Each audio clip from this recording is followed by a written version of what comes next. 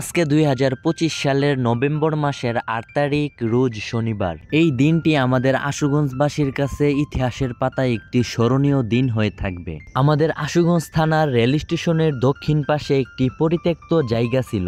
এই জায়গাটির মধ্যে আশুগঞ্জের যুবকদের উদ্যোগে সুন্দর একটি ফুটবল খেলার মাঠ তৈরি করা হয়েছে। এই মাঠটির নাম দেওয়া হয়েছে আশুগঞ্জ রেলওয়ে স্টেডিয়াম। আজ বিকাল ৩ ঘটিকার সময় এই মাঠটির উদ্বোধনীয় ম্যাচ অনুষ্ঠিত হয়েছিল।